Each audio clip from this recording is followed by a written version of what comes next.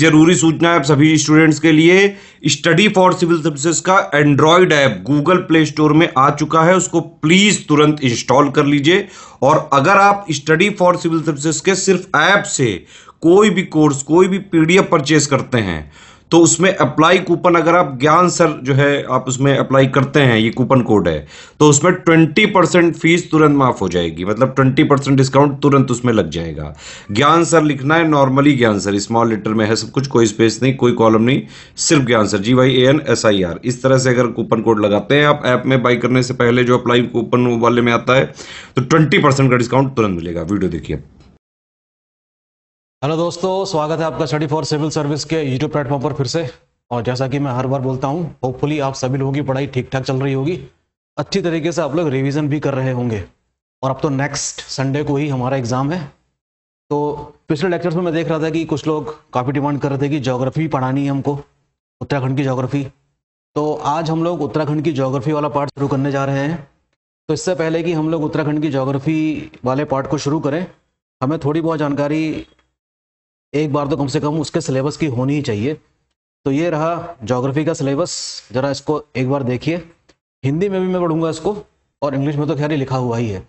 तो भौगोलिक अवस्था उत्तराखंड की, यानी कि geographical location, relief and structure, जो उसका ढांचा है वो, रिलीफ, क्लाइमेट यानी कि जलवायु, ड्रेनेज सिस्टम यानी कि निकासी प्रणाली, कई सारी नदियाँ निकलती हैं यहाँ से बड़ी बड़ी, गंगा है, यमुना है, अलकनंदा है, कई प्रकार की नदियाँ, और वो अपना एक मेजर रिवर सिस्टम बनाती हैं। उन सब के बारे में जानना होगा। यहाँ की वाइल्ड लाइफ, वेजिटेशन यानी कि वनस्पति, मिनरल्स यानी कि खनिज संपदा, एग्रीकल्चर, एनिमल हस्बेंड्री, ठीक है, इरिगेशन यानी कि सिंचाई, मुख्य शहर, मुख्य पर्यटक स्थल, पॉपुलेशन हो गया यानी कि पूरा पूरा डेमोग्राफी, SC ST, ट्रांसपोर्ट और का नेटवर्क, बसेस, रेलवेज, रोपवेज, वो सारे, एनर्जी रिसोर्सेस यानी कि ऊर्जा संसाधन, इंडस्ट्रियल डेवलपमेंट यानी कि औद्योगिक विकास, प्राकृतिक आपदाएं, और इससे संबंधित कुछ अन्य पहलू। तो ये ऑफिशियल सिलेबस में जो चीज़ें दी गई हैं वो यहाँ पर हमने मेंशन कर दी हैं। तो इसी से रिलेटेड सारी चीज़ें आपके एग्जाम में आने वाली हैं उत्तराखंड ज्योग्राफी वाले पार्ट से। तो सबसे पहले हमको बात करनी होगी किसकी, इसके ज्योग्राफिकल लोकेशन की। तो आइए एक डायग्राम के जरिए समझते हैं इसको, ये मामला क्या है। तो ये तो रहा, देखिए उत्तराखंड का मैप आपको दिखाई दे रहा होगा स्पष्ट, और ये इसके कुछ इंपॉर्टेंट पार्ट्स लिखे हैं। आइए देखते हैं कि हमें क्या क्या जानना होगा। तो Uttarakhand lies in the north part of India, यानी कि उत्तराखंड कहाँ पर स्थित है, भारत के उत्तर वाले पार्ट में है, and is a part of the central Himalaya. अगर मैं हिमालय की शुरुआत कश्मीर से लेकर अरुणाचल प्रदेश तक ले जाऊं तो कहीं पर लाई कर रहा है, कहाँ, सेंट्रल वाले पार्ट में लाई कर रहा है। कहने का मतलब ये है। ओके, ये रहे इसके कोऑर्डिनेट्स। कोऑर्डिनेट्स में हम लोग क्या पढ़ते हैं, कितने लॉन्गिट्यूड के बीच में लाई कर रहा है उत्तराखंड और कितने लैटिट्यूड, अर्थात देशांतर स्थिति क्या है इसकी और इसकी अक्षांशी विस्तार क्या है, ये देखना होगा। ठीक है, पूरब से पश्चिम इसकी कुल लंबाई, उत्तर से दक्षिण तक टोटल एरिया। ठीक है, तो इससे पहले कि हम लोग इसको पढ़ें, मैं आपको यहाँ पे कुछ चीज़ें दिखाना चाहता हूँ कि जितनी भी फिजिकल फीचर्स आपको दिखाई दे रहे हैं उत्तराखंड में, यहाँ पर कौन कौन सी चीज़ें हैं। ओके, तो ज़रा देखिए इसको। सबसे नॉर्थ पार्ट में देखेंगे ना, तो आपको दिखाई देगा ट्रांस हिमालय। क्या दिखाई देगा, ट्रांस हिमालय वाला पार्ट। ठीक है, देखिए इसको। तो ये वाला जो पार्ट है जहाँ पर मैंने ये लाइन खींची, ये ट्रांस हिमालय वाला पार्ट है उत्तराखंड का। ठीक है, ट्रांस हिमालय वाला पार्ट ये रहा। इसके साउथ में आ जाएंगे, कहाँ पहुँच जाएंगे हम, ग्रेटर हिमालयाज वाले पार्ट में, यानी कि बृहद हिमालय। ये वाला पार्ट हो गया बृहद हिमालय का। इसके साउथ में हम जाएंगे तो कहाँ पहुँच जाएंगे, लेसर हिमालयाज वाले पार्ट में। ये रहा लेसर हिमालयाज। इसके भी साउथ में हम जाएंगे तो कहाँ पहुँच जाएंगे, शिवालिक वाले पार्ट में। तो ये रही, ये तो रहा माउंटेन वाला पार्ट, नॉर्थ से साउथ। ठीक है, तो इनके बीच में जो आपको दिखाई दे रहा है गैप, इसमें क्या है, घाटियां होंगी। और इसके भी साउथ में हम पहुंच जाते हैं कहाँ पर, भाबर वाले इलाके में, और उसके भी साउथ में कहाँ पहुंच जाते हैं हम, तराई वाले रीजन में। तो इस तरीके से उत्तराखंड का नॉर्थ से लेकर साउथ तक जो विस्तार है, ये इस तरीके से दिया गया है इसमें। ठीक, आपको स्पष्ट दिखाई दे रहा होगा जहाँ तक मैं समझ रहा हूँ। ठीक, trans Himalaya, greater Himalayas, lesser Himalayas यानी कि लघु हिमालय, शिवालिक, भाबर और तराई। अब हम बात कर लेते हैं इसके कोऑर्डिनेट्स की। कोऑर्डिनेट आप जानते ही हैं, विश्व मानचित्र में किसी देश की, किसी आइलैंड की या किसी कॉन्टिनेंट की स्थिति क्या है। तो लॉन्गिट्यूड के बारे में मैं मान के चल रहा हूँ कि आपको चीज़ें पता होंगी। तो जो पैरेलल लाइंस है जो अर्थ के सरफेस पर खींची गई है जिस तरीके से, इनको क्या कहा जाता है, लॉन्गिट्यूड कहा जाता है। ये क्या है, लॉन्गिट्यूड्स हैं, और इन सब की लंबाई क्या होती है, बराबर होती है। इस तरीके से होता है क्या, लैटिट्यूड, जिसकी सबसे ज़्यादा लंबाई कहाँ पर होगी, इक्वेटर के पास, यानी कि इक्वेटर वाली खुद। और इस तरीके से हम देखते हैं कि जैसे जैसे हम पोल्स की तरफ जाते हैं, लैटिट्यूड की लंबाई क्या है, कम होती जाती है, लेकिन उसकी वैल्यू बढ़ती जाती है। ठीक है, तो उत्तराखंड देखो किसके बीच में लाई कर रहा है, 77 डिग्री 34 ईस्ट से लेकर 81.02 ईस्ट। ठीक है, क्योंकि इंडिया पूरी तरीके से पूर्वी गोलार्ध में है, तो जाहिर सी बात है कि उत्तराखंड भी पूर्वी गोलार्ध में ही होगा, यानी कि ईस्टर्न हेमिस्फीयर में। और लैटिट्यूड इसका विस्तार कितना है, फ्रॉम 28.43 नॉर्थ टू 31.27 नॉर्थ।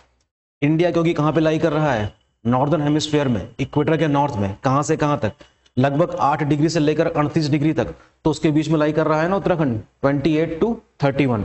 तो दरअसल जब मैं ये कहता हूँ तो मैं क्या कह रहा हूँ, जब मैं ये कह रहा हूँ तो मैं कह रहा हूँ कि देखिए, अगर हम बात करते हैं किसकी, लैटिट्यूड की, तो बात हो रही होगी कहाँ से कहाँ तक की। ये रहा लैटिट्यूड 28.43 से लेकर, और हम कहाँ तक जाएंगे, यहाँ तक जाएंगे, जो कितना है 31.27। ये रहा लैटिट्यूड। और इसकी जो एक्सट्रीम जो ईस्ट वाला पार्ट होगा वो ये होगा, यानी कि ईस्ट है तो ये ईस्ट में, लेकिन कहाँ से लेकर कहाँ तक ईस्ट, ये होना चाहिए 77.34 टू 81.02। दरअसल बात यहाँ की हो रही है, ईस्ट ईस्ट। तो ये हो गई स्थिति उत्तराखंड की विश्व मानचित्र में। अच्छा, डायमेंशन देख लेते हैं। ईस्ट टू वेस्ट इसकी जो लंबाई है वो कितनी है, 358 किलोमीटर। ये हो रही है बात, ये कितना हो गया आपका 358 किलोमीटर, और यहां से लेकर यहां तक 320 किलोमीटर। ये इसके कुछ रफ डायमेंशंस हैं। टोटल एरिया कितना है उत्तराखंड का, 53,483 वर्ग किलोमीटर। और इस एरिया के साथ उत्तराखंड भारत का 19वां सबसे बड़ा राज्य हो जाता है, 19th बाय साइज। इससे बड़ा कौन सा है राज्य, हमारा पड़ोसी राज्य हिमाचल प्रदेश। ठीक है, जो 18वें नंबर पर है। और इसके बाद किसका नंबर आता है, उत्तराखंड के बाद आता है पंजाब का 20वें नंबर पे। तो ये थी एक छोटी सी इंफॉर्मेशन किसकी, उत्तराखंड के कोऑर्डिनेट्स की, उसके डायमेंशंस की। ठीक है, मेरे ख्याल से क्लियर हो गया होगा ये। और जब आप किताब पढ़ते हैं ज्योग्राफी की उत्तराखंड की, तो सबसे पहले चैप्टर में यही सारी चीज़ें दी होती हैं। चाहे इंडिया की ज्योग्राफी पढ़ें चाहे किसी की भी, तो सबसे पहले इन्फॉर्मेशन इन्हीं सब चीज़ों के बारे में दी जाती है। ठीक है, तो देखिए फिजियोग्राफिकली उत्तराखंड को कितने भागों में बांटा गया है, यहाँ पर ये बातें लिखी गई हैं कुछ। देखिए उत्तर से लेकर दक्षिण तक जो बातें वहाँ लिखी है, मैं आपको यहाँ मैप के जरिए भी दिखाने की कोशिश करूँगा। ठीक है, तब थोड़ा स्पष्ट होगा मामला। ठीक है, सबसे ऊपर क्या है, देखिए ट्रांस हिमालय है, जैसा कि अभी हमने बनाया था। उसके बाद ग्रेटर हिमालयाज है, फिर लेसर हिमालयाज है, शिवालिक है, इसके अलावा दून, द्वार, भाबर, तराई, और इसके बाद कुछ इलाका आता है प्लेन्स ऑफ गंगा का, जो मुख्य रूप से जिसका विस्तार हुआ है यूपी, बिहार और बंगाल में। लेकिन उत्तराखंड में भी इसका कुछ भाग हरिद्वार और कोटद्वार के पास हमको देखने को मिलता है। ठीक, चीजें स्पष्ट आपको समझ में आ रही होंगी। ठीक है, काफी अच्छा सा मैप है। ठीक है, तो देखिए कुछ इंफॉर्मेशन इसमें दी गई हैं। ट्रांस हिमालय क्या है, इसका सबसे उत्तर भाग है। और इस तरीके से हम जानते हैं ये बात, जब हम इंडिया की ज्योग्राफी पढ़ते हैं, तो किस तरीके से इंडियन प्लेट धीरे धीरे नॉर्थ की तरफ खिसकी होगी और यहाँ पर यूरेशियन प्लेट से टकराई होगी। और ये जो आपको स्टार दिख रहा है इसको आप मान लीजिए क्या, हिंज पॉइंट मान लीजिए, पामीर नॉट कहते हैं इसको। और इसमें टकराने के बाद इंडिया ऐसे कर्व लेकर यहाँ पर टकराया होगा। तो उसके बाद हम देख सकते हैं कि यहाँ पर किसका निर्माण हुआ, हिमालयास का निर्माण हुआ होगा यहाँ पर। और इसके कई सारे एनिमेटेड वीडियोस भी आपने देखे होंगे। ठीक है, अपने मोबाइल्स में कई सारे एनिमेटेड वीडियोस आपने देखे होंगे। तो ये रहा क्या, हिमालय का निर्माण। उत्तराखंड वाले पार्ट में हमको देखना है कि ये चारों रेंजेस पास हो रही हैं। ठीक है, तो जो हमारा जो ट्रांस हिमालय रीजन है उसकी लेंथ है 1600 किलोमीटर ओवरऑल। ठीक है, और इसकी जो ऊंचाई है ये हिमालय से कम है। हिमालय के उत्तर में तो है लेकिन उससे ऊंचाई उसकी कम है। कितनी है, 2500 से 3,500 मीटर और चौड़ाई कितनी बताई गई इसकी 20 से 30 किलोमीटर के आसपास। ग्रेटर हिमालयस की फॉर्मेशन कैसे हुई, ये तो एक है ही एक इम्पॉर्टेंट टॉपिक, लेकिन हमें इतना डिटेल में नहीं जाना है यहाँ पर अभी।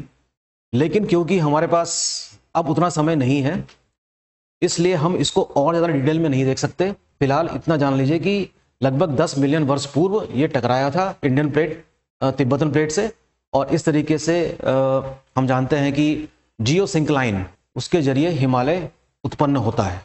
ठीक, देखिए उत्तराखंड में हम बात करें अगर, तो ग्रेट हिमालय की जो चौड़ाई है वो 15 से 30 किलोमीटर है। औसत ऊंचाई कितनी है उत्तराखंड वाले पार्ट में, 4,500 से 7,817 मीटर। और ग्रेट हिमालय उत्तराखंड के कितने जिलों से गुजरता है, ये भी क्वेश्चन एग्जाम में कभी कभी आ जाते हैं। उत्तरकाशी, टिहरी गढ़वाल, रुद्रप्रयाग, चमोली, बागेश्वर और पिथौरागढ़। और ये रही कुछ चोटियां जिनकी ऊंचाई भी कभी कभी एग्जाम में लगाने के लिए आ जाती है। ठीक है, आप बेफिक्र रहिए, मैं अभी हिंदी वाले पोर्शन में भी आ रहा हूं। ओके, तो ये तो रही कुछ बेसिक्स इंफॉर्मेशन उत्तराखंड के माउंटेन वाले पार्ट की। तो अब मैं आपको ले चलता हूं कहां पर, अपने हिंदी वाले वर्जन में। ठीक, जहां पर डिटेल तरीके से यहां पर चीजें समझाई गई हैं। ये रहा देखिए उत्तराखंड का सिलेबस, ज्योग्राफी वाला पार्ट जो हमने डिस्कस किया था। आप हैं Gyan Mishra sir. Study for civil service से जुड़ने के लिए आप लोग इन नंबर्स पे कॉल कर सकते हैं। अब देखिए उत्तराखंड का संक्षिप्त परिचय पढ़ने के लिए हमारे पास उतना समय नहीं है। मैं ये मान के चल रहा हूँ ये सारी बातें आपको पता हैं कि उत्तराखंड एक बहुत ही खूबसूरत राज्य है, अपनी नैसर्गिक सौंदर्य के लिए जाना जाता है, देवभूमि है। लेकिन जो जो चीज़ें हमको जाननी होंगी उसको मैं ज़रूर आपके साथ डिस्कस करूँगा। ठीक है, कई सारे यहाँ मंदिर हैं, बद्रीनाथ, केदारनाथ, गंगोत्री। ठीक है, ये सब बातें हमको पता है पहले से ही। देवभूमि कहा जाता है, बात जानते हैं हम लोग। कई सारी नदियाँ निकलती हैं, इन सब चीज़ों के बारे में हम पहले से ही जानकारी रखते हैं। 9 नवंबर 2000 को इसकी स्थापना हुई 27वें राज्य के रूप में, यानी कि 27th राज्य है। और ये जो चीज़ें इंपॉर्टेंट है, प्राकृतिक सीमा भी देखनी है आपको कि कौन कौन सी सीमा बन रही है और कौन कौन से देश इसकी सीमा बना रहे हैं। ठीक है, अभी हमने डिस्कस किया था मैप के जरिए इसकी पोजीशंस को, 28 डिग्री 44 मिनट से 31 डिग्री नॉर्थ लैटिट्यूड, और ये रहा इसका देशांतर यानी कि लॉन्गिट्यूड वाला पार्ट। एरिया आपका सामने लिखा हुआ है 53,483 वर्ग किलोमीटर, और इस तरीके से 19वें नंबर पे आता है। अब हमारे लिए जानना जरूरी है सीमाएं कौन कौन सी बन रही हैं अंतर्राष्ट्रीय। तो देखिए उत्तराखंड में देखिए हिमाचल प्रदेश के साथ नॉर्थ वेस्ट में, तिब्बत के साथ उत्तर में, उत्तर पूर्वी सीमा बन रही है नेपाल के साथ, और उत्तर प्रदेश के साथ बन रही है दक्षिण में।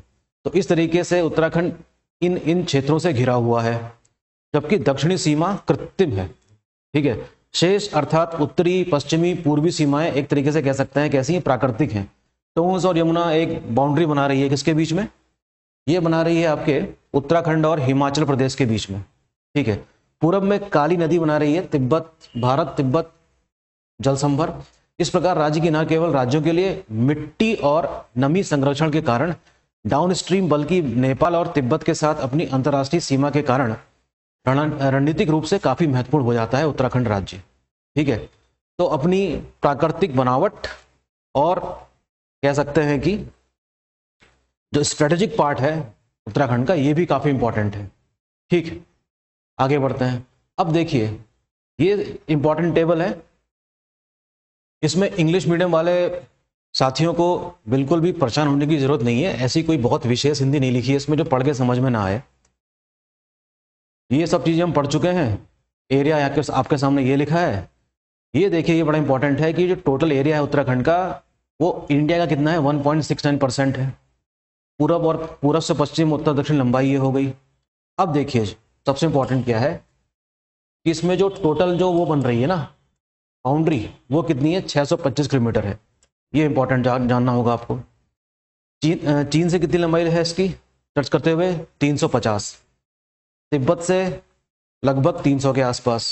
नेपाल से जब हम पूरब में जाएंगे ना, पिथौरागढ़, चंपावत और उधम सिंह नगर, वहां पे बन रही है कितनी, 275 किलोमीटर की। ठीक है, आगे और भी फैक्ट्स दिए गए हैं। राज्य की देश में स्थिति, राज्य में कहां पर माना जाएगा, ये उत्तर पश्चिम क्षेत्र में माना जाएगा। राज्य के हिमालय में कैसी हो जाएगी? पश्चिम मध्य में। अभी हमने देखा था। आकार कैसा है? रेक्टेंगुलर फॉर्म का है। प्रतिशत के फॉर्म में 1.69 है। 19th है। कुल क्षेत्रफल कितना है? पर्वतीय भाग वाला। ये देखिए इसको आपको याद रखना होगा कि उत्तराखंड का जो माउंटेनियस रीजन है वो कितना है? 86.07% है। तो शेष क्या होगा? शेष होगा प्लेन्स वाला इलाका। प्लेन्स भी कई टाइप के हैं, है ना? प्लेन्स भी कई टाइप के हैं। भाबर हो गया, तराई हो गया, गंगा के इलाका हो गया, वहां पर कहाँ?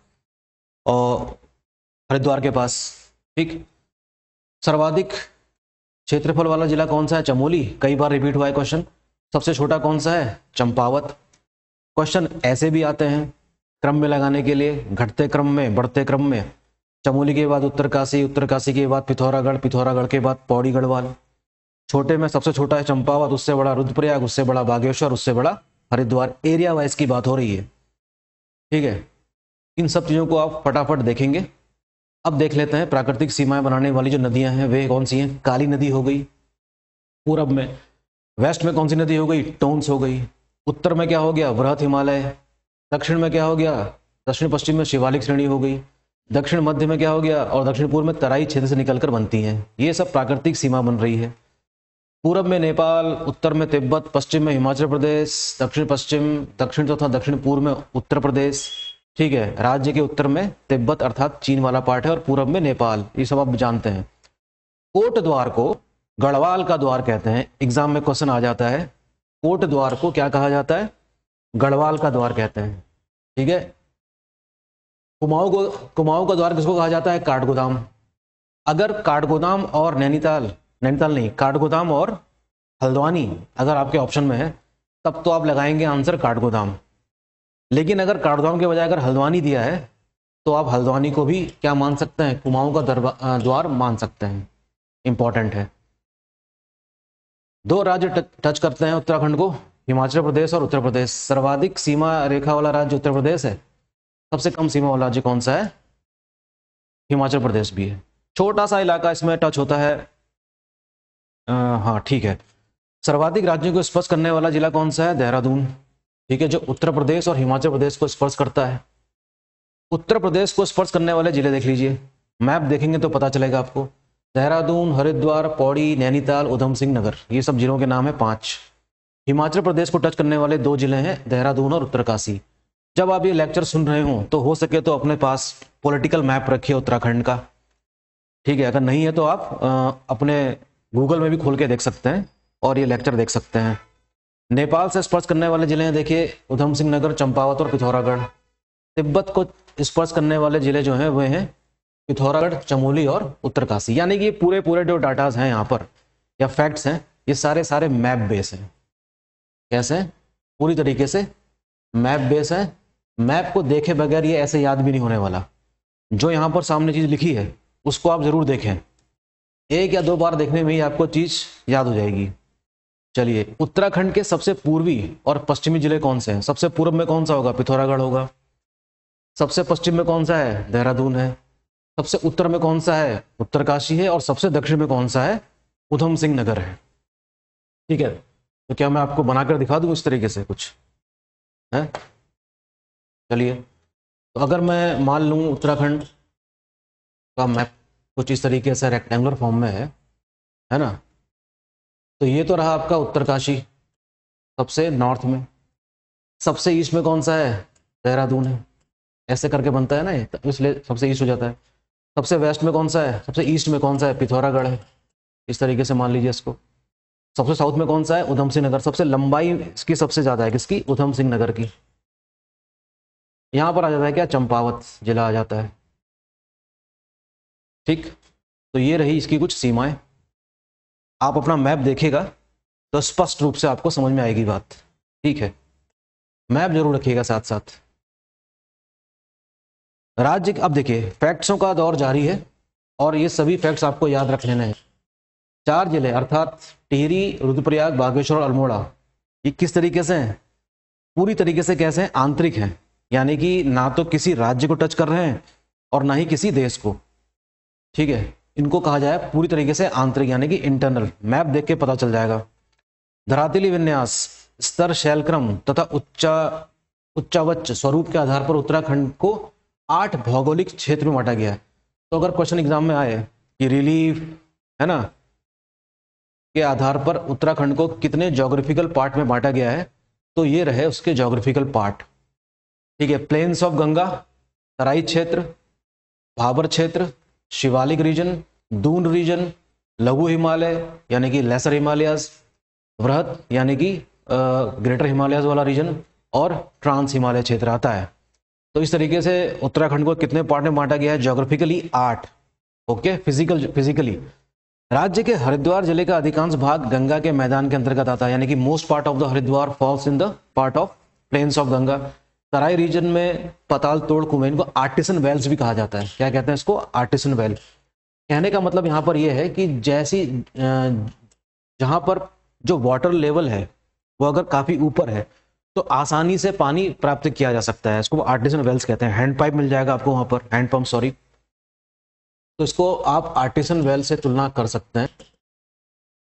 ठीक है, और आसानी से पानी वहाँ पर उपलब्ध है, और इसी वजह से हम कह सकते हैं कि जो उधम सिंह नगर वाला क्षेत्र है वो कृषि के लिहाज से काफ़ी इंपॉर्टेंट है, और तराई रीजन तो वैसे भी काफ़ी इंपॉर्टेंट माना जाता है चावल और गन्ने की खेती के लिए।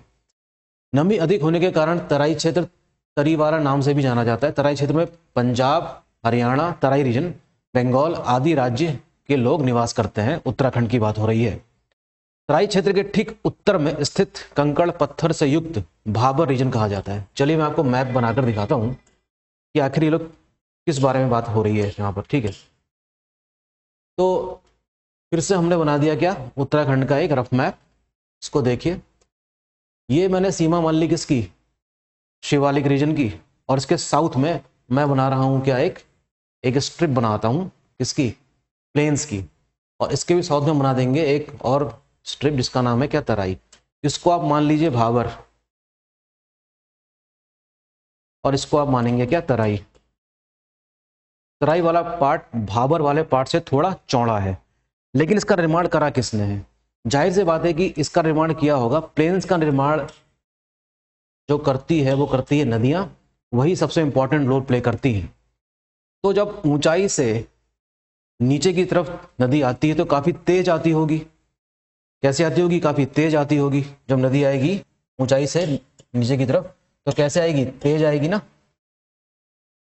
तो देखो, अगर मैं एक टेबल बनाऊं यहां पर इस तरीके से, और इस तरीके से मैं स्लोप बना देता हूं, चलिए ऐसे। तो अगर हम इसको, इस वाले पार्ट को शिवालिक मान लें जो कि थोड़ा ऊंचा है, तो धीरे धीरे हम नीचे की तरफ उतर रहे हैं, तो नदियां भी नीचे आ रही होंगी धीरे धीरे, लेकिन नदी की रफ्तार यहाँ पर पहुँच के उतनी तेज नहीं रह जाती जितनी कि पहाड़ में होती है। तो नदियों की खास बात क्या है? अपने साथ कई सारा अवसाद यानी कि सेडिमेंट्स लेके आती है। तो जो बड़े बड़े सेडिमेंट्स हैं वो तो आगे नहीं बढ़ पाएंगे ना, वो यहीं पर सेटल डाउन हो जाते हैं। तो इस तरीके से इस वाले पार्ट को मान सकते हैं क्या, भाबर मान सकते हैं। क्या मान सकते हैं? भाबर। और जैसे जैसे नदी आगे बढ़ेगी वैसे वैसे उसकी रफ्तार में कमी आएगी, तो अपने साथ जो सेडिमेंट्स लाई है बड़े बड़े तो उसने भाबर में ही छोड़ दिए, लेकिन जैसे जैसे आगे बढ़ेगी जिसको वो कैरी कर सकती है, अपने साथ ढो सकती है, तो वो महीन कण होंगे, वो नीचे बैठ जाएंगे। कहाँ पर? इस वाले पार्ट में। ठीक, इसका नाम क्या पड़ जाएगा आपका? तराई। ये वाला पार्ट है आपका तराई। तो इसको इस तरीके से समझ सकते हैं और ऐसे भी देख सकते हैं। बात दरअसल इस बारे में हो रही थी। ठीक है, पर्वत, भाबर और तराई, इस तरीके से इन मैदानों का निर्माण हुआ है, जिसमें कौन भूमिका निभा रहा है? नदियां भूमिका निभा रही है। मेरे ख्याल से बात आपको समझ में आ चुकी है। ठीक, अब बढ़ते हैं आगे। भाबर क्षेत्र के तुरंत उत्तर के पहाड़ियों का शिवालिक तथा बाह्य हिमालय या हिमालय पाद कहलाता है, यानी कि पद, पादुकाएं। राज्य में शिवालिक श्रेणी, अब बात करते हैं शिवालिक रीजन की। शिवालिक श्रेणी की जो औसत चौड़ाई है वो है 10 से 20 किलोमीटर, और ऊंचाई जो है वो 7 से 1200 किलोमीटर, यानी कि ये एक बहुत ऊंचे पर्वत नहीं है, और यहाँ पर गर्मी भी काफ़ी पड़ती है। शिवालिक रेंज की अगर हम बात करें तो पूरे हिमालय जो बने होंगे उसमें सबसे लास्ट में बना।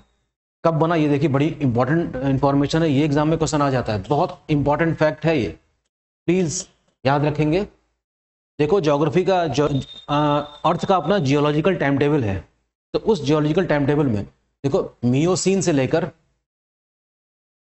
लोअर प्लिस्टोसीन एज के बीच में इसका निर्माण हुआ, इसका शिवालिक रीजन का, which is about 1.7 lakh up to 3 crore years ago. Shivalik region की बात हो रही है, इतने पहले इसका निर्माण हुआ था। उत्तराखंड के अधिकांश पर्यटन स्थल शिवालिक क्षेत्र और उसके नॉर्थ वाले पार्ट में आते हैं। वेरी इंपॉर्टेंट फैक्ट, याद रखेंगे इस बात को। देहरादून के पास देखिए कुछ इलाके हैं, मंदारा रीजन जो है, बाड़कोट, ऋषिकेश आदि स्थानों पर डोलोमाइट चट्टानें पाई जाती हैं और उससे क्या कौन सा मिनरल पाया जाता है? लाइमस्टोन। क्या पाया जाता है? लाइमस्टोन, यानी कि चूना पत्थर पाया जाता है। तो dolomite is an example of what? Dolomite is an example of a sedimentary rock, अवसादी चट्टान का उदाहरण है ये। शिवालिक पहाड़ियों की को प्राचीन काल में मैनाक कहा जाता था। इसका लिटरल मीनिंग है शिव व अलग शब्दों से मिलकर बना है। ठीक है, शिवालिक अर्थात शिव। इसका तात्पर्य किस चीज से है? शिव की भौहों से है, यानी कि आईब्रोज से है। हिमालय के तीनों श्रेणियों में से जीवाश्म शिवालिक में पाया जाता है, यानी कि फॉसिल्स की बात हो रही है। ठीक है, fossils found in Shivalik region, again very important fact. Shivalik श्रेणी और मध्य हिमालय के मध्य के चौरस, समतल व क्षैतिज घाटियों को पश्चिमी उत्तराखंड में दून व पूर्वी क्षेत्र में इसको द्वार कहा जाता है। तो दूनों का निर्माण कैसे हुआ होगा इसको भी आप समझ लीजिए। जैसे सपोज कर लीजिए कि नदी आई और अभी तक सिर्फ लेसर हिमालयस ही बने हैं। लेसर हिमालयस के बनने के बाद उठ खड़े हुए क्या? शिवालिक। तो इन शिवालिक रीजन ने जरूर इन बहती हुई नदियों का मार्ग रोका होगा, और जैसे ये नदी नदियों का मार्ग रोक रहे थे तो इन नदी का पानी इकट्ठा हो गया होगा और एक हम कह सकते हैं कि टेम्पररी लेक्स बन गई होंगी। क्या बन गई होगी? टेम्पररी लेक्स, अर्थात झीलें बन गई होंगी टेम्पररी। ठीक है, जैसे जैसे इसकी ऊंचाई और बढ़ती गई होगी, लेकिन नदियों ने अपना रास्ता खोज लिया होगा और वो कहीं और से बहने लग गई, लेकिन अपने पीछे एक बहुत बड़ी झील छोड़ गई होंगी जो बहुत लंबे समय तक बनी रही ऐसे ही। जब वो पानी सूख गया होगा तो अपने पीछे कैसा मैदान छोड़ गया? एक फर्टाइल लैंड या फर्टाइल ट्रैक्ट कह सकते हैं।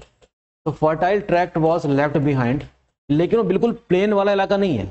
ऐसा नहीं कि आप देहरादून जाएं तो बिल्कुल फ्लैट प्लेन दिखाई देगा लखनऊ या कानपुर की तरह। ठीक है, ये कैसा है? उबड़ खाबड़ वाला प्लेन है, लेकिन कहीं कहीं पर प्लेन है, कहीं कहीं पर ऊंचाई है, कहीं कहीं पर नीचाई है। तो इसी को क्या कहा गया है? इस प्रकार की घाटी को ही क्या कहा जाता है? दून कहा जाता है। क्या कहा जाता है? दून। तो Doon are formed due to the obstruction created by the Shivalik range to those rivers which are flowing before this. ठीक है, तो इस तरीके से दून का निर्माण हुआ। फर्टाइल इसलिए हो गया क्योंकि कई सारे सेडिमेंट्स वहीं पर आकर इकट्ठा हो गए होंगे ना। नदियां कई सारा क्या लेकर आती हैं? अवसाद लाती हैं। तो इस तरीके से दून एक फर्टाइल रीजन है, जाना जाता है बासमती राइस के लिए। हाँ, बासमती राइस की याद आ गई। और खट्टे रसीले फल भी हैं, जैसे कि लीची के लिए जाना जाता है देहरादून, है ना। और मतलब कह सकते हैं कि कई सारे फ्रूट्स को सपोर्ट करने वाला लैंड है देहरादून। तो दून इस तरीके से बना होगा। आइए आगे बढ़ते हैं थोड़ा सा। ठीक है, तो ये क्या हो गया? दून हो गया।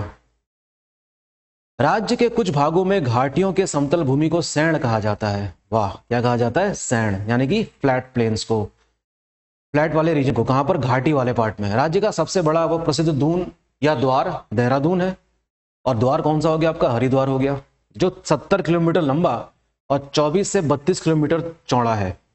मसूरी, जिसको पहाड़ों की रानी भी कहा गया है, मध्य हिमालयी श्रेणी में स्थित है और कुमाऊं क्षेत्र के अधिकांश ताल मध्य हिमालयी श्रेणी के दक्षिण ढाल पर स्थित है। अच्छा, दूसरी बड़ी इंपॉर्टेंट बात यहां पर यह है कि जो मोस्ट ऑफ द लेक्स है कुमाऊं वाले रीजन की, वो कैसी झीलें हैं? क्वेश्चन ये भी आता है ना कि व्हाट टाइप ऑफ लेक, तो आप याद रखेंगे that is a tectonic lakes. कैसी हैं?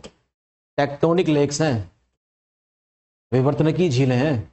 नैनीताल, खुद Bhimtal, Naukuchiya Tal, Sat Tal, these are an example of what? Tectonic lakes. Tectonic movement की वजह से कहीं कहीं पर डिप्रेशन क्रिएट हुआ होगा और उसी डिप्रेशन में पानी भर गया होगा और इस प्रकार से क्या बन गई हैं, झीलें बन गई। प्राचीन ग्रंथों में वृहत हिमालय को हिमाद्री अर्थात बर्फ का घर कहा गया है।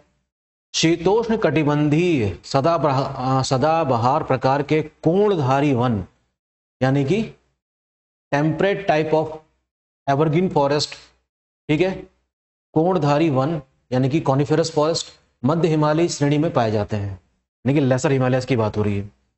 लघु या मध्य हिमालय के अंतर्गत, ठीक है, लघु या मध्य हिमालय के अंतर्गत चमोली, पौड़ी तथा अल्मोड़ा जिलों में फैले दूधा टोली सीरीज को क्या कहा जाता है, Pamir of Uttarakhand. Very important fact याद रखेंगे दोस्तों कि पामीर ऑफ उत्तराखंड किसको कहा गया है, ठीक है, पामीर ऑफ उत्तराखंड किसको कहा गया है, दूधा टोली सीरीज को, which lies between Almora, Pauri and Chamoli according to these facts. Okay, very important. Next है, देखिए, वेस्टर्न रामगंगा, आटागाड़, पश्चिम व पूर्वी नयार तथा वनों तथा आदि 5 नदियां दूधा टोली रेंज से निकलती है। गैरसैंण दूधा टोली श्रृंखला के पास स्थित है। एग्जाम में क्वेश्चन आ सकता है, गैरसैंण जो कि एक समर कैपिटल है उत्तराखंड की, वो कहां पर स्थित है। राज्य के अधिकांश ऊंची पर्वत चोटियां वृहद या ग्रेट हिमालयाज में स्थित है। इसमें सबसे ऊंची कौन सी है, नंदा देवी। अब देखिए ये इंपॉर्टेंट जो पीक्स हैं, Nanda Devi, Kamet, Nanda Devi east, Badrinath that is माणा, चौखंबा, त्रिशूल, दूनागिरी, केदारनाथ, मलारी, ये सब उत्तराखंड की सबसे ऊंचाई वाली चोटियां हैं। 4 के नाम यहाँ लिखे हैं, बाकी आप खुद भी चेक कीजिएगा। नंदा देवी चमोली में है 7817 मीटर, और सबसे अधिक जो ऊंची चोटियां हैं वो सारी कहाँ हैं, चमोली में है। कामेट 7756, नंदा देवी ईस्ट 7434 और माणा 7272 मीटर्स में है। राज्य की सर्वाधिक ऊंचाई वाली अधिकांश चोटियां कहां पर मौजूद है, जिले में है। भागीरथी, बंदरपूंछ, गंगोत्री पर्वत चोटियां उत्तरकाशी में है। ठीक है, ये तो होगी चमोली वाली, और ये कौन सी हो गई, उत्तरकाशी वाली। फूलों की घाटी वृहत हिमालय क्षेत्र में स्थित है। भोटिया लोग वृहत हिमालय क्षेत्र के मूल निवासी हैं। वृहत हिमालय क्षेत्र में ग्रीष्म काल में पशुचारण हेतु जाड़ और मार्ग के लोग आते हैं, यानी कि यहाँ पर माइग्रेट करते होंगे पशुचारण के लिए, यानी कि कुछ समय के लिए वहां पर जो कंडीशन है वो इतनी हॉस्टाइल नहीं रहती होंगी। ओके, हिमाचल क्षेत्र में कई दर्रे पाए जाते हैं, जिनसे होकर 1962 में पूर्व राज्य के शौका, जाड़, जौहरी, इनके बारे में थोड़ा सा हमने जिक्र उत्तराखंड की हिस्ट्री पढ़ते समय किया था। ये लोग एक व्यापार करने वाली जनजातियां थी और काफी व्यापार करती थी तिब्बत से। ठीक है, जो सिलसिला कब तक जारी रहा, 1962 तक। युद्ध के बाद ये समाप्त हो गई थी। अब देखिए, पंचाचूली पर्वत जो है वो पश्चिमी धौली व गौरी गंगा के बीच स्थित है, यानी कि Panchachuli mountain lies between western Dhauli Ganga and Gauri Ganga. Dhauli व सरस्वती नदी के बीच कामेट और गौरी पर्वत स्थित है, यानी कि गौरी पर्वत की लोकेशन बताई गई है, lies between Dhauli and Saraswati river. Uttarakhand में वृहत एवं लघु हिमालय श्रेणी के बीच अवस्थित भ्रंश रेखा को मुख्य सीमा भ्रंश कहा जाता है। वेरी इंपॉर्टेंट, ये क्वेश्चन तो नामालूम कितनी बार आया है, और मैं चाहूंगा कि इसको आप याद रखेंगे। ठीक है, आप जानते हैं ना कई सारी फॉल्ट लाइंस हैं, फॉल्ट लाइंस, ठीक है, जैसे कि मेन बाउंड्री फॉल्ट जो है वो शिवालिक और गंगा के मैदानों के बीच में बनती है। ठीक है, उसकी बात हो रही है। उत्तराखंड की अधिकतर ऊंची चोटियां वाले पर्वत शिखर गढ़वाल मंडल में अवस्थित हैं। जाहिर सी बात है कि गढ़वाल वाला जो पार्ट है उसमें अधिक ऊंचाई है माउंटेन्स की। उत्तराखंड में पर्वतों का फैलाव उत्तर पश्चिम से दक्षिण पूर्व हुआ है, यानी कि from north west to south east. Uttarakhand में पर्वतीय क्षेत्र में एक नाली भूमि, अब ये देखिए इन्होंने यहाँ पर बीच में एक चीज डाल दी है, ये एग्जाम में क्वेश्चन क्योंकि कई बार आया है। एक नाली भूमि को कितने कितने कितने के बराबर माना जाता है, 200 स्क्वायर मीटर्स। हिमालय पर्वत श्रृंखला की उत्पत्ति कैथिस भूसन्नति से हुई थी। भूसन्नति का मतलब यहाँ पर जियो सिंक्लाइन से है। ठीक है, जियो सिंक्लाइन इन इंग्लिश। ये फैक्ट यहाँ पर इतनी देर बताया गया यहाँ पर, जो कि यहाँ पर नहीं आना चाहिए था, पहले बता देना चाहिए था इसको। कैथिस सी आप जानते ही हैं, जब आपने वाली थ्योरी पढ़ी होगी, कॉन्टिनेंटल ड्रिफ्ट थ्योरी, कि कैसे एक सुपर कॉन्टिनेंट था, चारों तरफ एक सागर था, पैंथालासा। ठीक है, वो जब जो सुपर कॉन्टिनेंट है जब ब्रेक हुआ तो उसके बीच में जगह आई उसको कहा जाता है टेथिस सी वाला रीजन। तो टेथिस सी में नदियों का अवसाद इकट्ठा हो गया होगा, और जब दो प्लेट्स टकराई होंगी टेक्टोनिक थ्योरी के अनुसार, तो वहीं से हिमालय बना। ठीक है, हिमालय में मुख्य सीमा भ्रंश, अब ये देखो ये बहुत इंपॉर्टेंट है, प्लीज इसको याद रख लीजिएगा।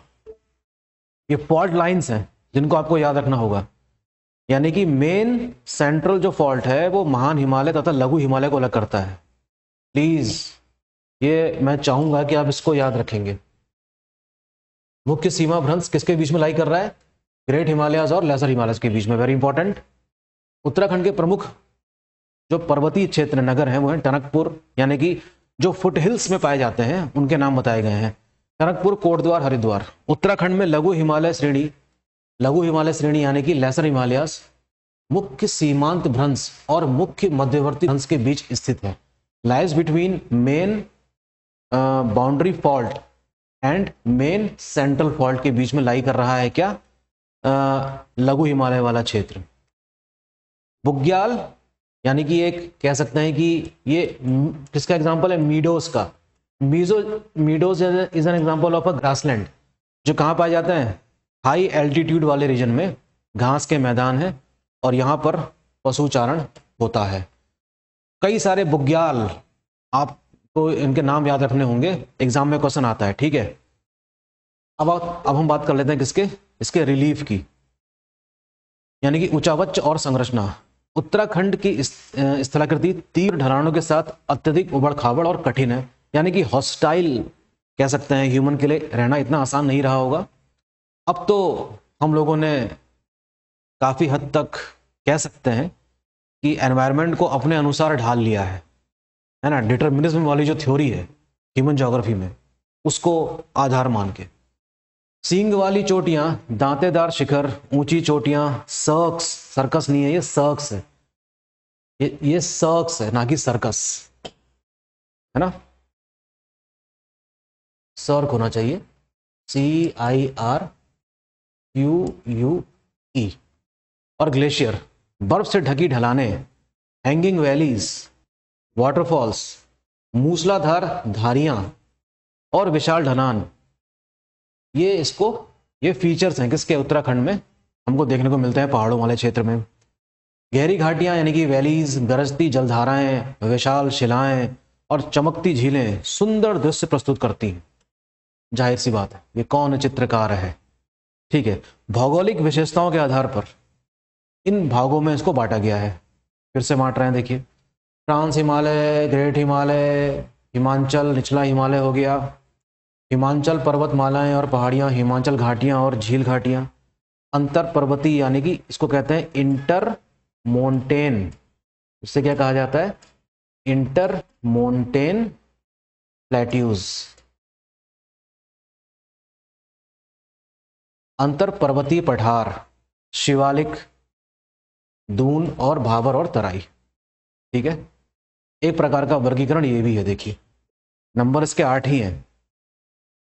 अब हम बात कर लेते हैं किसकी? ट्रांस हिमालय की, जो सबसे कहां पर है? सबसे नॉर्थ में है। चलिए मैं छोटा सा मैप बनाता हूं आपके लिए यहीं पे, ताकि हम थोड़ा सा उसको, है ना, इस तरीके से, ये लीजिए, हम बात कर रहे हैं ट्रांस हिमालय वाले रीजन की। ठीक, वह भारत तिब्बत सीमा पर राज्य की सबसे उत्तरी भौगोलिक विशेषता है। जाहिर सी बात है, जो उत्तराखंड से तिब्बत तक फैली हुई है। कुमाऊं में इसे ऊंटाधूरा और गढ़वाल में पेनखंडा के नाम से जाना जाता है। वेरी इंपॉर्टेंट फैक्ट कि कुमाऊं में इसको क्या कहा जाता है? ऊंटाधूरा, और गढ़वाल में कहा जाता है इसको पेनखंडा। 20 से 35 किलोमीटर चौड़ा है और औसत ऊंचाई कितनी है? 2500 से 3500 मीटर, जैसा कि अभी हमने देखा था। इस क्षेत्र को तिब्बतियन के नाम से भी जाना जाता है। इस क्षेत्र में विस्तृत घाटियां हैं और यहाँ की नदियां हिमालय से भी पुरानी हैं। यह क्षेत्र पतली बर्फ की चादर से ढका हुआ है। देखिए, मैं एक चीज आपके सामने बनाऊंगा अभी और कुछ बताता हूं आपको। ठीक है, जरा मैं यहाँ पे बनाऊंगा, उसको जरा गौर से देखिएगा। एक चीज क्लियर करनी है आपको। ठीक है, ये रहे, ओके,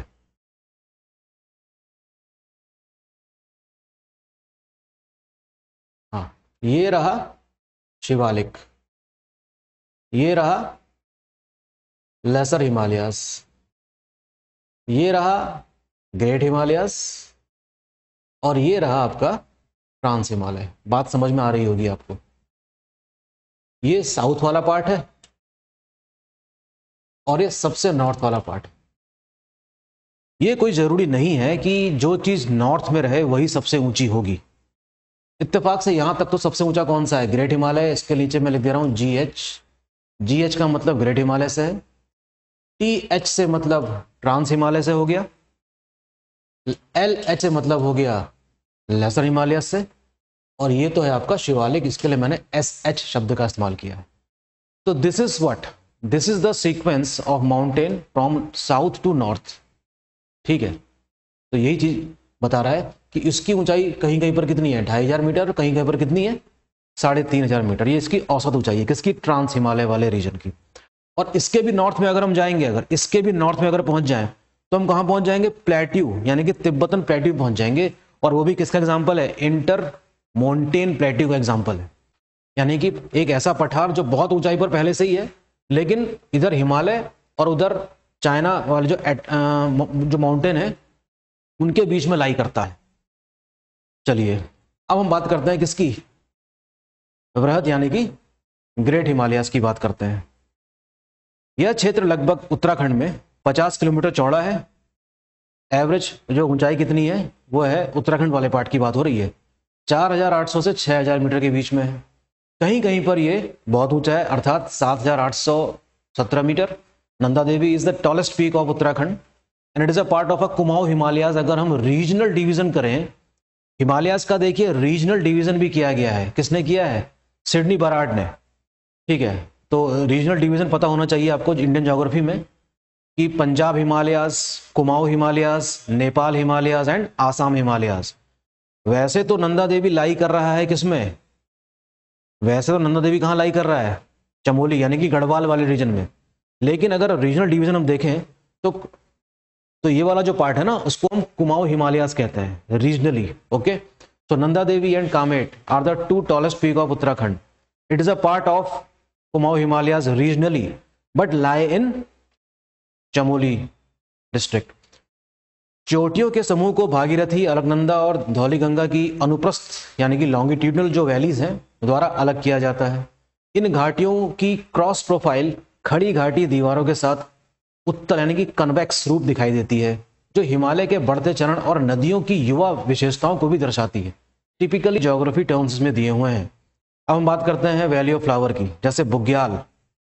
प्लिस्टोसीन हिमयुग के दौरान बने गंगोत्री, यमुनोत्री, मिलम, केदारनाथ जैसे ग्लेशियर भी यहीं पर स्थित हैं। सर्दियों के दौरान ये पर्वतमालाएं, जाहिर सी बात है कि बर्फ पड़ती होगी, दुर्गम हो जाती है, लेकिन गर्मियों में मौसम थोड़ा सुहाना हो जाता होगा। और ट्रांस ह्यूमन्स का अभ्यास करने वाले समुदाय अपनी भेड़ बकरियां लेकर यहाँ पर आते हैं। और बेहतर जलवायु और फसल का मौसमी गर्मियों तक ही सीमित होने के कारण दक्षिणी ढलानों पर घरों का निर्माण किया गया है, वह भी केवल घाटियों में। यानी कि जब कंडीशंस काफ़ी हॉस्टाइल हो जाएंगी तब तक कोई एक्टिविटी ह्यूमन हो ही नहीं पाएगी। लेकिन गर्मियों के समय में यानी कि जिसका जो पीरियड है काफ़ी कम रहता है, लेकिन फिर भी वहाँ पर कुछ एक्टिविटीज इकोनॉमिक वाली हमको देखने को मिलती हैं। अब हम बात करते हैं हिमाचल की। हिमाचल प्रदेश की बात नहीं हो रही है, हिमाचल की हो रही है। हिमाचल का मतलब है हिम का आंचल, यानी कि जहाँ पर जो पड़ी हुई बर्फ है पर्वतों के ऊपर, उसकी चौड़ाई बहुत अधिक नहीं है। उसकी चौड़ाई बहुत अधिक नहीं है, एक आंचल जैसा दिखाई देता है हमको। ठीक है, अगर यहाँ पर थोड़ा सा ब्लर्ड हो रहा है विजन तो इसको थोड़ा सा ठीक किया जा सकता है। एक मित्र ने ये भी लिखा था कि कभी कभी ये ब्लर्ड हो जाता है, देखते हैं। ठीक, आप इसको देखिए। इन घाटियों की क्रॉस प्रोफाइल आमतौर पर खड़ी घाटी तो दीवारों के साथ साथ उत्तल रूप दिखाती है। अच्छा, ये पढ़ना भूल गया था मैं। ओके, तो पर्वतमालाएं मुख्य रूप से एल्गोकियन से इयोसीन तक की उम्र में भिन्न भिन्न अत्यधिक संपीड़ित यानी कि काफी कंप्रेशनल और परिवर्तित चट्टानों से बनी हुई हैं। पूरा क्षेत्र गहरी घाटियों द्वारा एक दूसरे से विभाजित होने वाले श्रृंखलाओं का एक उलझा हुआ समूह है। इस क्षेत्र में पर्वतमालाओं की औसत ऊंचाई समुद्र तल से 1500 मीटर से लेकर 2700 मीटर के बीच है। और घाटी की तलहटी यानी कि जब घाटी की तरफ जाएंगे तो हम नीचे की तरफ जा रहे होंगे, वो घाटियां 500 से 1200 मीटर की ऊंचाई के बीच में। इन घाटियों की क्रॉस प्रोफाइल आमतौर पर खड़ी घाटी की दीवारों के साथ उत्तल यानी कि कन्वेक्स रूप दिखाती है। कुमाऊं की झील क्षेत्र की अपनी विशिष्ट विशेषता है। यह झील बेसिन मोटे तौर पर नैनीताल जिले में लघु हिमालय के बाहरी किनारे के पास 25 किलोमीटर लंबाई और 4 किलोमीटर चौड़ाई के बेल्ट तक सीमित है। यानी कि those lakes which are found in the Kumaon region majorly lies between 4 kilometre belt. ठीक है, बट इसकी लेंथ कितनी है? लगभग 25 किलोमीटर के आसपास है। नैनीताल झील बेसिन के अलावा झीलों का एक समूह भीमताल, नौकुचिया ताल, सात ताल, पूना ताल, हरिताल आदि शामिल हैं। गढ़वाल हिमालय में अलकनंदा की सहायक नदी बिरही गंगा की घाटी में गोहना झील सबसे महत्वपूर्ण है। गोहना एक अन्य महत्वपूर्ण झील दिउरी ताल है जो ऊकी मठ से 10 किलोमीटर उत्तर पूर्व में स्थित है। आप हो सके तो इसको नोट डाउन कर सकते हैं। सर्दियों के दौरान ऊंचे स्थान बर्फ से ढके रहते हैं, जबकि गर्मियों और बरसात के मौसम में इन्हें भारी मानसूनी वर्षा का सामना करना पड़ता है। जैसे कि आजकल बारिश बहुत ही खतरनाक हो रही है उत्तराखंड में। इस समय अलर्ट वाली स्थिति है, रेड अलर्ट जारी किया गया है प्रशासन के द्वारा। ठीक है, रेड अलर्ट जारी है प्रशासन के द्वारा।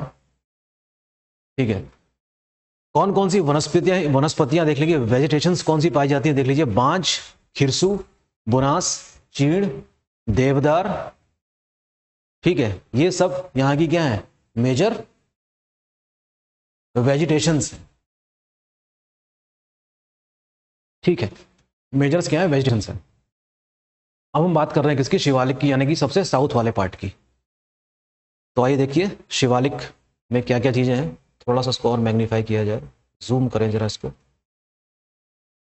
चलिए, शिवालिक रीजन संकीर्ण और निचली पहाड़ियों की एक लंबी श्रृंखला है जो उत्तर पश्चिम दक्षिण पूर्व दिशा में फैली हुई है।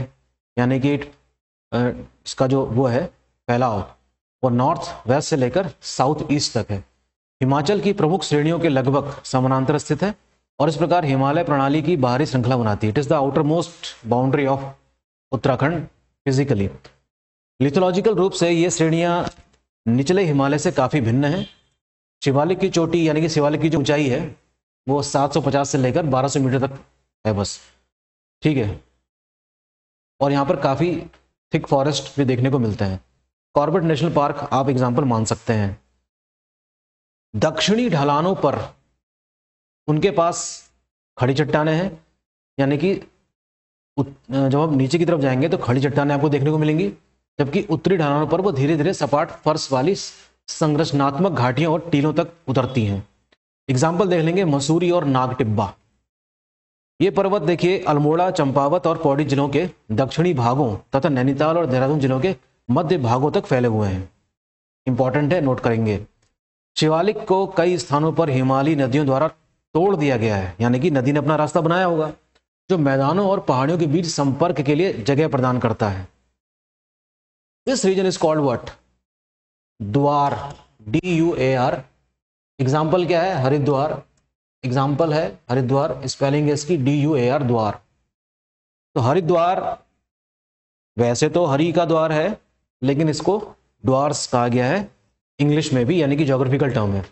हरिद्वार, कोट द्वार, ठाकुर द्वारा, चौकी घाट, चिल्किया, चोर गलिया, Bamori is an example, Kathgodam में है।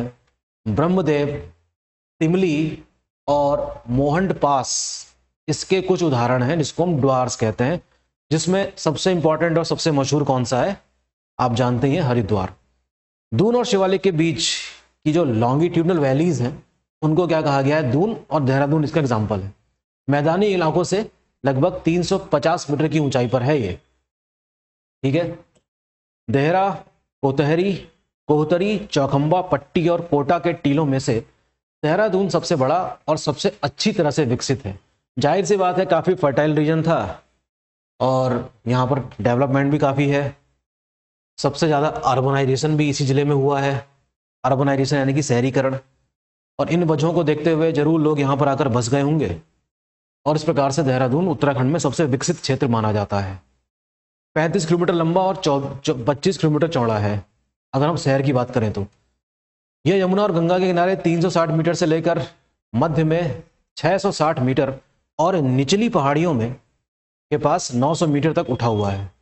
पौड़ी में पुछवा दून, पूर्वी दून, चंडी दून, कोटा दून, हरकी दून, पाटली दून, कोटली दून, कोठारी दून, चौखंब दून के अन्य उदाहरण भी मौजूद हैं।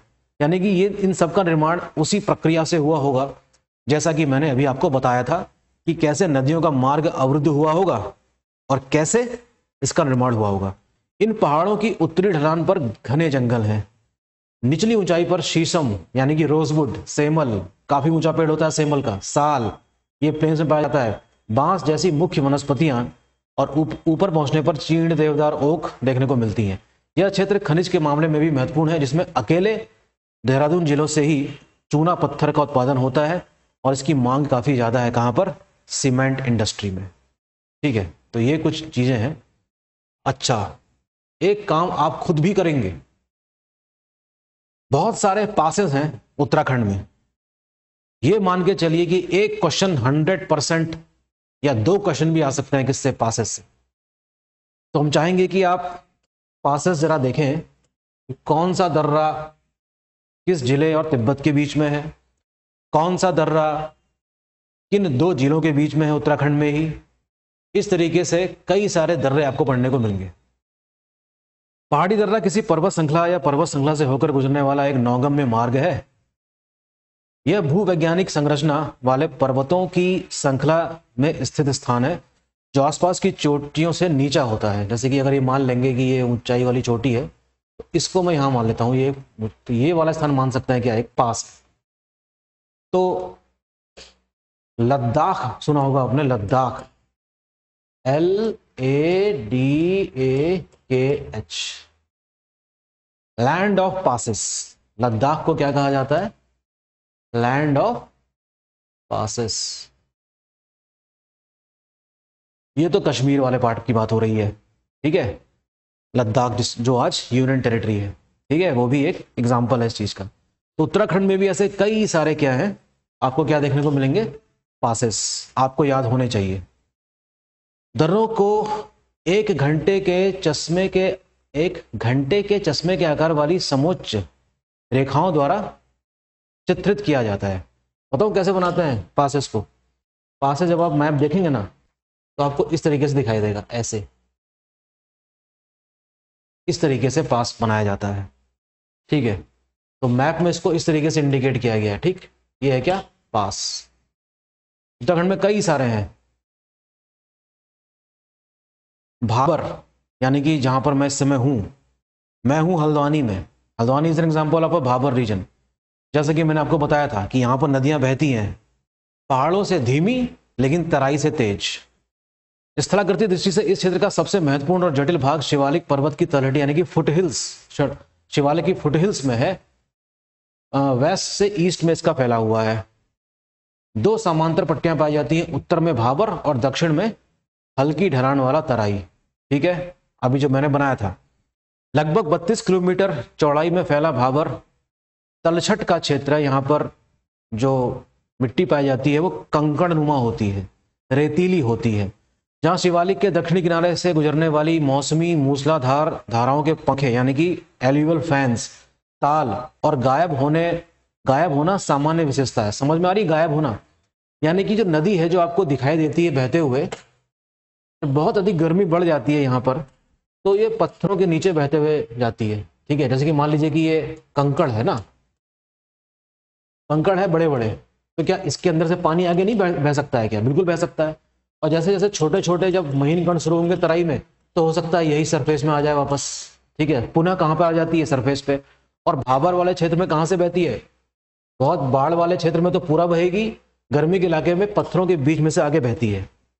कहने का मतलब यहां पर यह है, ठीक है।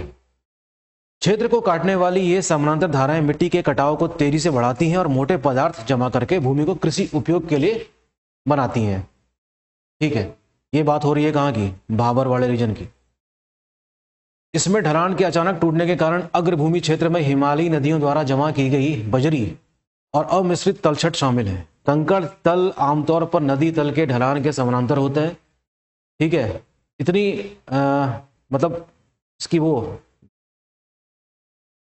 जो मैग्नीट्यूड है इसका इतना ज्यादा है कि भाबर पथ में सभी धाराएं क्या हो जाती हैं, लुप्त हो जाती हैं, और केवल शुष्क चैनल ही शेष रह जाता है। इस क्षेत्र में केवल बड़ी नदियां ही सतह पर बहती हुई दिखाई देती हैं। भाबर पूर्वी क्षेत्र की तुलना में पश्चिम भाग में अधिक विस्तृत हुआ है। मुख्य विस्तार इसका देखिए नैनीताल का, हल्द्वानी काठगोदाम वाला इलाका और पौड़ी गढ़वाल में। अब हम बात करते हैं किसकी, तराई की, जो भाबर के कहां पर है, साउथ में। भाबर के दक्षिण में स्थित तराई रिसाव का क्षेत्र है। यहां उभरती हुई धाराएं द्वारा महीन रेत, गाद और मिट्टी जमा हो जाती है। भाबर में लुप्त हो चुकी नदियां यहां पर पुनः प्रकट होती हैं, जैसा कि अभी मैंने आपको बताया था। उच्च जल स्तर के साथ साथ लगभग समतल और उपजाऊ मिट्टी ने इस बेल्ट को अद्वितीय भौतिक और सांस्कृतिक परिदृश्य प्रदान किया है। यानी कि ये रीजन काफी फर्टाइल है, क्योंकि महीन कण यहाँ पर डिपॉजिट हो रहे हैं। कौन से कण डिपॉजिट हो रहे हैं यहाँ पर, फर्टाइल, बहुत ही मतलब टिनी पार्टिकल्स। एक समय 100 किलोमीटर चौड़ा दलदली और जंगली क्षेत्र मुख्य रूप से पुनर्ग्रहण उपायों और वनों की कटाई योजनाओं के कारण सिकुड़ रहा है। कौन सा क्षेत्र, तराई वाला। उत्तराखंड में ये उत्तर में भाबर और दक्षिण में वृहद मैदान के बीच, यानी कि इसके साउथ में मिल जाएगा आपको रोहिलखंड का प्लेन्स, और इसके नॉर्थ में आ जाएगा क्या, भाबर। बात उसकी हो रही है। नैनीताल और पौड़ी गढ़वाल जिलों में 20 से 30 किलोमीटर चौड़ाई में फैला हुआ है ये, ठीक है। काफी उपजाऊ माना जाता है, किसके लिए, खेती के लिए। अब देखते हैं हिमालय की कुछ भू आकृतियां, यानी कि लैंडफॉर्म्स इन उत्तराखंड। सर्क्स, ये एक प्रकार का लैंडफॉर्म है जो किसके द्वारा बना गया है, ग्लेशियर्स के द्वारा। किसके द्वारा निर्माण हुआ इसका, ग्लेशियर्स के द्वारा निर्माण हुआ है, ठीक। हिमानी शिलाकृति हिमालय के ऊंचे इलाकों में पाई जाती है। प्रसिद्ध माणा गांव और बद्रीनाथ मंदिर इन्हीं सर्क पर स्थित है। हिमनद छतें 3,500 से 4,000 मीटर की ऊंचाई पर पाई जाती हैं। इनका निर्माण ग्लेशियर की क्षरण गतिविधि के कारण होता है, ठीक है। तपोवन, भागीरथी घाटी इसके एग्जाम्पल्स हैं। यू आकार की घाटी, ठीक है। आप जानते ही हैं कि यू आकार की घाटी कौन बनाएगी, ग्लेशियर्स बनाएंगे, ठीक है। क्योंकि ग्लेशियर में भी क्या होता है, ग्लेशियर्स में भी सरफेस को इरोड करने की क्षमता होती है, यानी कि उसका अपरदन करने की क्षमता होती है। तो ग्लेशियर कैसे बनाएगा घाटी, यू आकार की घाटी बनाएगा। कैसी बनाएगा, यू आकार की घाटी। और नदी कैसी बनाएगी, वी आकार की घाटी। रिवर किसका निर्माण करेगी, वी शेप वैली का। यू शेप वैली कौन बनाएगी, ग्लेशियर। उत्तराखंड में दोनों ही गतिविधियां देखने को मिलती हैं। अगर नदी हॉरिजॉन्टल कटाव नहीं कर पा रही है तो आई शेप का निर्माण करेगी, आई शेप वैली। और इसकी जो सहायक ग्लेशियर्स होते हैं ग्लेशियर्स के, वो क्या बनाएगी, हैंगिंग वैली बनाएगी, लटकती हुई घाटी। तो hanging valley is an example of glacier. नदी छतें, इनका निर्माण जलोढ़ मिट्टी से होता है, जिन्हें अक्सर बगड़, सैंड, सौ कहा जाता है। वे पहाड़ी क्षेत्रों में बस्तियों के लिए व्यवहार्य स्थान प्रदान करते हैं। भागीरथी नदी के किनारे बटवारी, बाराहाट, चिनियाली सौड़ और अलकनंदा के किनारे गौचर, श्रीनगर और पनाई नदी छतों के क्या हैं, उदाहरण हैं। हॉट स्प्रिंग्स, जियोथर्मल एनर्जी का उदाहरण, जो अधिकतर हिमालय के ऊंचे इलाकों में पाए जाते हैं। तपोवन, बद्रीनाथ, गंगनानी, यमुनोत्री, गौरीकुंड इसके कुछ उदाहरण हैं। इन्हें धार्मिक रूप से महत्वपूर्ण माना जाता है। 3,000 मीटर की ऊंचाई पर हिमनद स्थलाकृति यानी कि ग्लेशियर्स अच्छी तरीके से संरक्षित हैं और सोर्सेज हैं किसके, कई सारे रिवर्स के, ठीक है। यू आकार की घाटियां पाई जाती हैं, ठीक है। हैंगिंग वैलीज पाई जाती है। हम बात कर रहे हैं किसकी, ग्लेशियर्स की, ठीक है। भूधार घाटी में हेमकुंड, नंदा घुंटी के बाहर ढलान पर रूपकुंड, केदारनाथ के ऊपर वासुकी ताल और चौराबाड़ी ताल, चौखंबा के नीचे सतोपंत ताल कुछ महत्वपूर्ण उदाहरण हैं, ठीक है। गंगोत्री ग्लेशियर की बात कर लेते हैं। गंगोत्री ग्लेशियर चौखंबा चोटियों के पश्चिम ढाल में शुरू होता है और उत्तराखंड का सबसे बड़ा ग्लेशियर है। 30 किलोमीटर लंबा और 2 किलोमीटर चौड़ा। ग्लेशियर के आसपास की चट्टानों के रंग के आधार पर सहायक ग्लेशियरों की एक प्रणाली द्वारा पोषित किया जाता है। अब देखिए एग्जाम में क्वेश्चन आया था, ये देखो, अगर नदियों की सहायक नदियां हो सकती है, जैसे कि मान लो गंगा है, तो गंगा की कई सारी सहायक नदियां हैं भाई, जो अलग अलग स्थानों से आकर जुड़ रही है इसमें। तो क्या ग्लेशियर्स दूसरे ग्लेशियर से अटैच नहीं हो सकता क्या? बिल्कुल हो सकता है, ठीक है, बिल्कुल हो सकता है। तो ग्लेशियर भी क्या है, वैसे मान लीजिए कि ये ग्लेशियर है, इसको इससे या किससे अटैच है? अपने सहायक ग्लेशियर से, इस तरीके से। तो ये, और इसमें फर्क ये है कि जो मेन ग्लेशियर है ये ज्यादा इरोजन करेगा, ये इरोड ज्यादा करेगा, अपरदन ज्यादा करेगा, और ये अपेक्षाकृत क्या करेगा, इरोजन कम करेगा। तो इस तरीके से लटकती हुई घाटी दिखाई पड़ती है इन, इसकी वजह से, सहायक ग्लेशियर्स की वजह से। देखिए, रक्त वर्ण, श्वेत वर्ण, नीलांबर, पीला पानी और चतुरंगी किसके एग्जाम्पल हैं? किसके एग्जाम्पल हैं? Tributary glacier of Gangotri. Gaumukh से गंगोत्री मंदिर तक भागीरथी की घाटी चौड़ी और यू आकार की है। क्षेत्र के अन्य महत्वपूर्ण ग्लेशियर कौन कौन से हैं?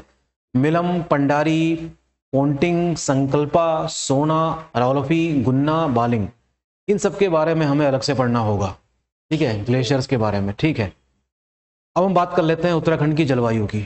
जलवायु यानी कि क्लाइमेट। क्लाइमेट के बारे में थोड़ा सा आप लोग सुन लीजिए पहले, फिर हम आगे बढ़ेंगे। देखिए, क्लाइमेट क्या है? एक लॉन्ग टर्म फिनोमिना है। क्लाइमेट क्या है? एक लॉन्ग टर्म फिनोमिना है, लगभग 30 से 32 साल तक। मान लीजिए कि आप किसी क्षेत्र में रह रहे हैं, वहां पर एवरेज रेनफॉल इतनी होती है, ठीक है, एवरेज टेम्परेचर इतना रहता है, इस प्रकार की वेजिटेशन पाई जाती है, यानी कि टेम्परेचर, वेजिटेशन, ठीक है, प्रिवेलिंग विंड, यानी कि प्रचलित पवन, और आपका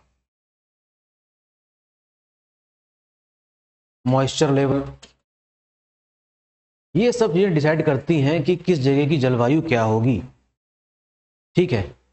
तो उत्तराखंड के केस में क्या है? उत्तराखंड के केस में तो ये कि जैसे मान लीजिए कि पहाड़ है कोई, ठीक है। अब इस पहाड़ में जैसे जैसे हम ऊंचाई की तरफ जाएंगे, तो जाहिर सी बात है कि जैसे जैसे हम ऊंचाई की तरफ जा रहे हैं वैसे वैसे हमको अलग अलग प्रकार के वन दिखते हैं, यानी कि फॉरेस्ट। जिसका मतलब साफ है कि ऊंचाई बढ़ने के साथ साथ कोई ना कोई चीज चेंज हो रही है, टेम्परेचर में कमी आ रही है, टेम्परेचर घट रहा है, एक खास ऊंचाई के बाद वर्षा भी कम हो जाएगी, ठीक है। तो हम देख रहे हैं कि ऊंचाई के साथ साथ ये सारी चीजें भी हो रही हैं। तो इस आधार पर हम क्या कर सकते हैं, जलवायु को बांट सकते हैं, ऊंचाई के आधार पर भी, और लैटिट्यूडनल एक्सटेंशन भी हो सकता है किसका, क्लाइमेट का। तो कई सारे फैक्टर्स हैं, कई सारे क्लाइमेटोलॉजिस्ट हैं वर्ल्ड वाइड जिन्होंने विश्व की जलवायु को कई भागों में बांटा है। इसमें कॉप्पन का नाम सुना होगा आपने, ट्रेवार्था का नाम सुना होगा आपने, थॉर्नबेट का नाम सुना होगा आपने, ठीक है। इसी तरीके से उत्तराखंड की जलवायु का भी वर्गीकरण किया गया है, ठीक है। तो उसके कई सारे फैक्टर्स होते हैं। तो अगर किसी क्षेत्र में परिवर्तन देखने को मिले कि 30 साल पहले तक यहाँ पर एक खास किस्म की प्रजाति पाई जाती थी, अब वो नहीं मिल रही है, तो हम इसको किसका उदाहरण मान लेंगे, क्लाइमेट चेंज का। Yes, this is what the climate change. फिलहाल क्लाइमेट चेंज नहीं, हमें ये पढ़ना है क्लाइमेट। काफी विविधता पाई जाती है, यानी कि काफी डाइवर्सिटी पाई जाती है, ठीक है, भिन्न भिन्न स्थानों में भिन्न भिन्न पाई जाती है। उत्तराखंड की हम बात करें तो 86% तो यहाँ पर क्या है, माउंटेन है। तो जाहिर सी बात है कि यहाँ पर भी कई सारी डाइवर्सिटी हमको ऊंचाई के साथ साथ देखने को मिलेगी, ठीक है। ये सारी बातें जो यहाँ पर लिखी हुई है मैंने आपको अभी बता दी है। उत्तराखंड में ग्रीष्म ऋतु को स्थानीय भाषा में रूढ़ी व खरसाऊ कहा जाता है। ये देखिए, उत्तराखंड में जो स्पेशल है उसको ढूंढते हैं ना हम लोग। रूढ़ी और खरसाऊ किसके लिए इस्तेमाल करा गया है, ग्रीष्म काल को। वर्षा ऋतु को कहा गया है बसगाल व चौमासा। शीत ऋतु को कहा गया है स्युंद या शीतकला, ठीक। ये आप याद रखेंगे, उत्तराखंड विशेष है ये, इसका भी अपना फ्लेवर है। ऋतुएं यानी कि सीजन्स, 3 सीजन्स पाए जाते हैं, ग्रीष्म ऋतु, वर्षा ऋतु, शीत ऋतु। ये बात आप जानते हैं भाई कि इंडिया में मुख्य 3 क्या हैं, ऋतुएं हैं। ग्रीष्म ऋतु आप पता ही है कब शुरू होता है, जैसे जैसे सन नॉर्थ की तरफ आएगा अर्थ के रोटेशन की वजह से, जिसके लिए हमको क्या पता होना चाहिए, जिसके लिए हमको पता होना चाहिए, ये पता होना चाहिए। देखो ये रहा इक्वेटर, ये रहा ट्रॉपिक ऑफ कैंसर, ये रहा ट्रॉपिक ऑफ कैप्रिकॉर्न। सन जाएगा नॉर्थ तक, कब तक, 21 जून तक, फिर वापस डायरेक्टली 23 सितंबर वापस आएगा, यहाँ पर पड़ेगी डायरेक्ट सनरेज। मैक्सिमम लिमिट बता रहा हूँ मैं आपको सन की डायरेक्ट सनरेज पड़ने की अर्थ के सरफेस पर। ये आ गया 22 दिसंबर, फिर से यहाँ से वापसी होगी, 21 मार्च को पहुँचेगा इक्वेटर पे फिर से, और ये सिलसिला साल भर चलता है। यानी कि ये वाला जो पार्ट है अर्थ का, यहाँ पर सबसे ज़्यादा सनरेज पड़ती हैं वर्टिकल, और एक ना एक दिन साल में ऐसा आता है कि जहाँ पर डायरेक्ट पड़ रही हो। तो जब सन शिफ्ट करता है नॉर्थ की तरफ तब ग्रीष्मकाल शुरू होगा। ये बात पूरे नॉर्दर्न हेमिस्फेयर पे लागू होती है, सिर्फ उत्तराखंड में ही नहीं। क्योंकि उत्तराखंड नॉर्दर्न हेमिस्फेयर में है इसलिए ये शर्त उस पर भी लागू होगी, और ये सब चीज़ें चलती रहती हैं। तो यहाँ पर कई सारे देश पाए जाते हैं इसके बीच में, जिसमें इंडिया भी शामिल है। और ये है कि आपका सूर्यपुत्र देश सारे के सारे, और यहीं पर क्या बना है, इंटरनेशनल सोलर अलायंस भी, वेरी इंपॉर्टेंट, इसको आप जानते होंगे जहां तक मैं समझ रहा हूं, अंतर्राष्ट्रीय सौर गठबंधन। ओके, तो मैं मान के चल रहा हूं कि ये सारी बातें आपको पता होंगी। जैसे जैसे गर्मी बढ़ेगी, प्रेशर लो होगा, विंड हाई से लो प्रेशर की तरफ बढ़ेगी और बारिश करवाएगी, और मई से जून मिड तक हम देखते हैं कि गर्मी लगातार बढ़ती जाती है।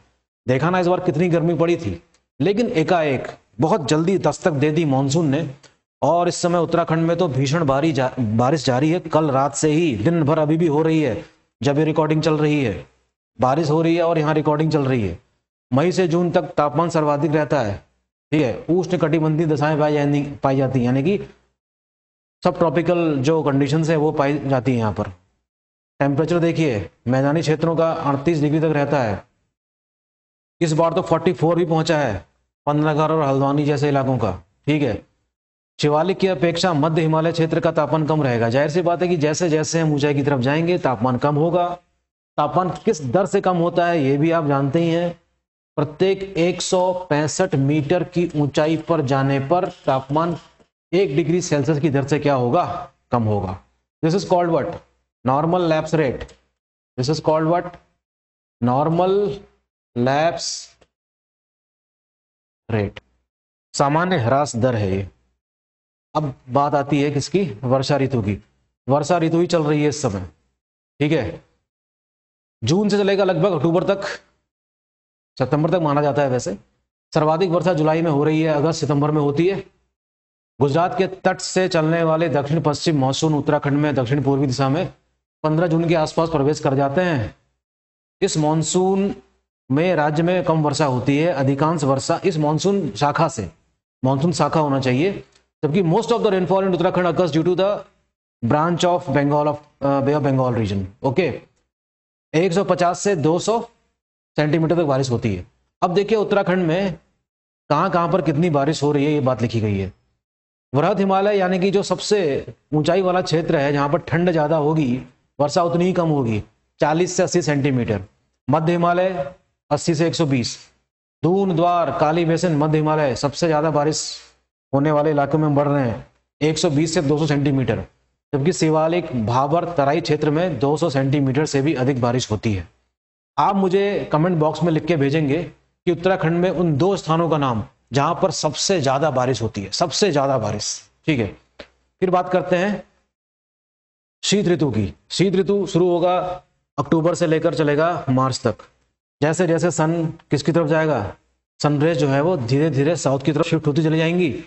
और जाहिर सी बात है, आखिर गर्मी पड़ती क्यों है भाई, गर्मी क्यों पड़ती है, गर्मी देखो पड़ती कैसे है। ये पॉइंट हमने ले लिया, ये पॉइंट। अगर सनरेज यहां पर ऐसी पड़ रही है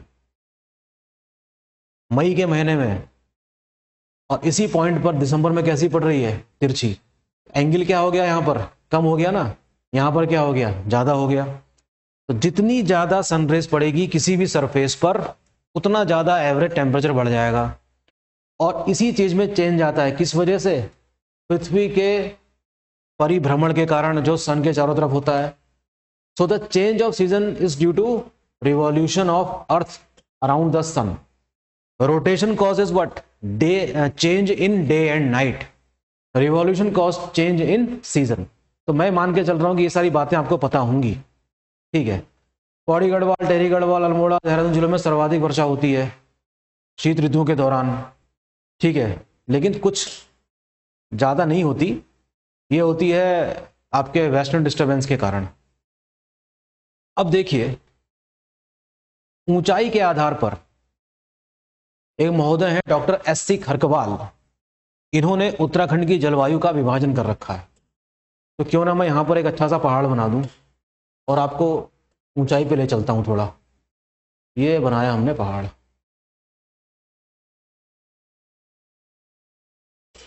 फिर से बनाते हैं।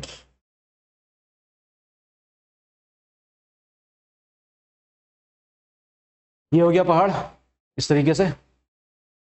उपोष्ण जलवायु यानी कि 900 मीटर तक, तो मान लेते हैं कि 900 मीटर तक है। और किस प्रकार की जलवायु मिल रही है? उपोष्ण यानी कि ट्रॉपिकल टाइप ऑफ क्लाइमेट। तो मैं यहाँ पे लिख देता हूँ क्या? ट्रॉपिकल। मेरे इंग्लिश मीडियम वाले दोस्त भी इसको देख सकते हैं। Tropical type of climate found up to the height of 900 metre. तो भाबर तराई दून क्षेत्र वाला इसी में आ जाएगा। गर्मी पड़ती है यहाँ पर, गर्म शीतोष्ण यानी कि वार्म टेम्परेट।